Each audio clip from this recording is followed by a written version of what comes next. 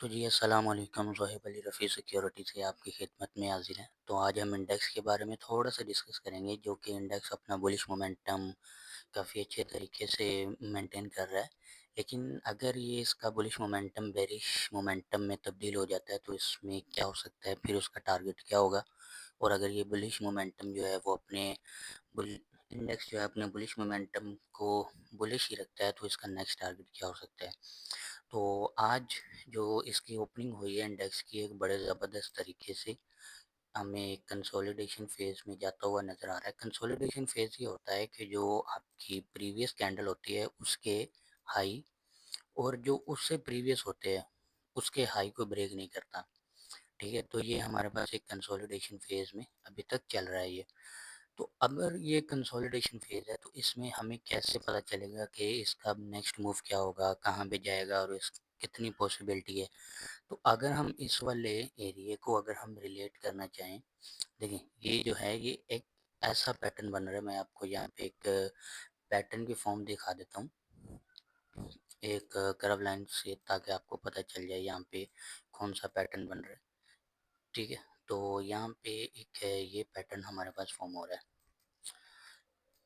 तो ये हमारे पास एक पैटर्न जो है वो फॉर्म होता हुआ हमें नज़र आ रहा है।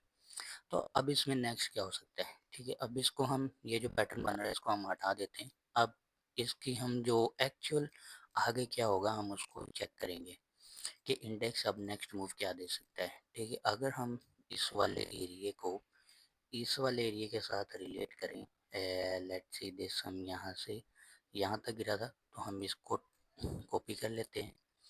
ठीक है, कॉपी करने के बाद अब हमने इसको रिलेट करना है।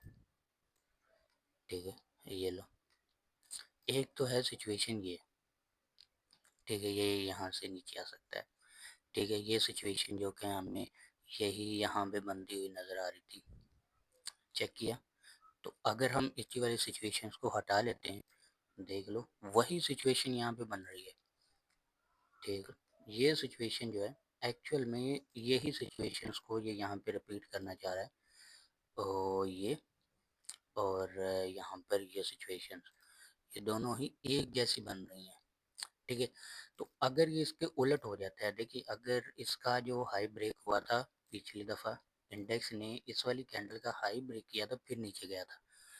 तो इस दफ़ा यहाँ पे अगर ऐसा हो जाता है कि इस वाली इंडेक्स का जो हाई है 1,63,808 को ये ब्रेकआउट कर देता है।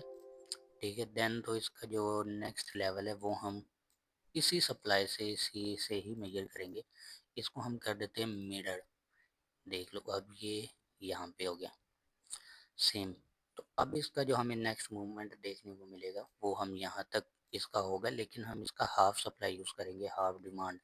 तो हाफ डिमांड इसकी ये वाली होगी, ये एरिया 1,68,333 का इसका नेक्स्ट लेवल है। अगर ये अपने जो हाई है उसको ब्रेक कर देता है, अगर नहीं ब्रेक करता तो देन फिर इसका जो मोमेंटम अगर डाउन साइड इसको ब्रेक कर देता है तो इसका जो मोमेंटम होगा वो ये वाला लेवल होगा। क्योंकि कुछ बंदों को यहाँ पे बहुत ज़्यादा लिक्विडिटी भी बढ़ी है, उसको लिक्विडेट भी करना है, तो इस वजह से ये नीचे आने की ज़्यादा पॉसिबिलिटी रखता है।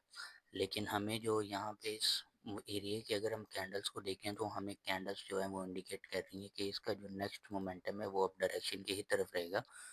लेकिन लेकिन मेरे पास ये एक हैमर है जो कि मार्केट को उठाने में बहुत ज़्यादा हेल्प करता है।